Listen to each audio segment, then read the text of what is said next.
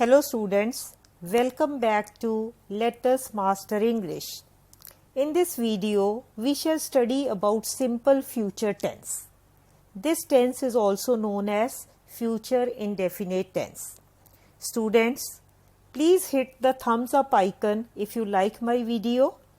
If you have joined my channel now, please subscribe to my channel and hit the bell icon below, which will help you to access my videos. Let us see when to use simple future tense. The simple future tense is used to denote a future action or event, as we shall play cricket tomorrow. It can also be used to express the speaker's opinion or assumption, as I think he will win the race. It is also used to denote the principal clause of a conditional sentence. For example, if you hire a rickshaw, you will catch the train. The format of simple future tense is subject plus shall or will plus first form of verb, that is V1, plus object. Students, here we use shall with first person, that is I and we, and will is used with the second and third person for expressing future. Here are some examples. I shall go to market next week. We shall buy a new car at the end of this month. You will pass the examination if you work hard. They will shift to a new house next week. He will marry her next year. She will get admission in a new school. It will rain tomorrow. Students, I have told you for expressing future, we use shall with the first person and will with the second and third person. But this can be used in reverse manner as well. So here in this slide, we are going to have a look at the use of shall or will with exceptions. Will is used with first person, that is I and we, to express intention, promise, threat or determination. For example, I'll surely help you.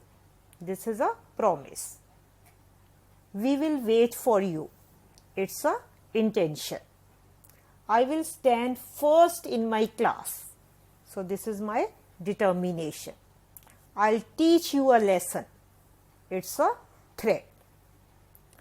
In the same manner, shall can be used with the second person and third person to express promise, compulsion, duty, threat or command. These are some examples. You shall get your books tomorrow. So this is a promise. They shall save their motherland. So it is a duty as well as determination. She shall obey my orders. It's a command. You shall regret this. It is a threat. Now for framing negative sentences, we use subject plus shall or will plus not plus first form of verb plus object. So here you simply have to insert not after shall or will. Now let's have a look at these examples. I shall not go to market next week. We shall not buy a new car at the end of this month. You will not pass the examination if you waste time. They will not shift to a new house next week. He will not marry her next year. She will not get admission in a new school. It will not rain tomorrow. Now let's see how to frame interrogative sentences. For framing interrogative sentences, we use shall or will plus subject plus first form of verb plus object and then question mark.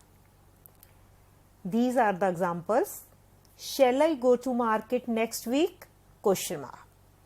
Shall we buy a new car at the end of this month? Question mark. Will you pass the examination if you work hard? Question mark. Will they shift to a new house next week? Question mark. Will he marry her next year? Question mark. Will she get admission in a new school? Question mark. Will it rain tomorrow? Question mark. Now, let us see how to convert these sentences into negative interrogative. It's very simple. Here you have to add not after the subject. So the rule is shall or will plus subject plus not plus first form of verb, that is V1, plus object and question mark.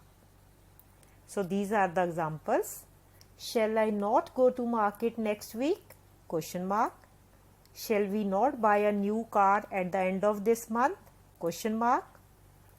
Will you not pass the examination if you work hard?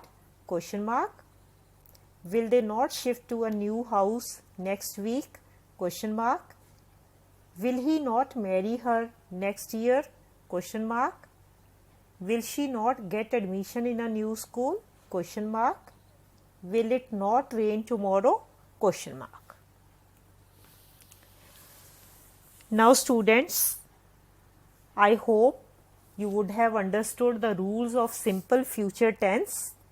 So please solve the given exercise in your notebook. Question 1 is fill in the blanks using simple future tense. So here you have to make use of shall or will plus first form of verb. Question number 2, change the following into negative and interrogative sentences. Question 3 is change the following into simple future tense. Question 4, change the following into affirmative sentences. Please watch my upcoming video for knowing the answers of this exercise.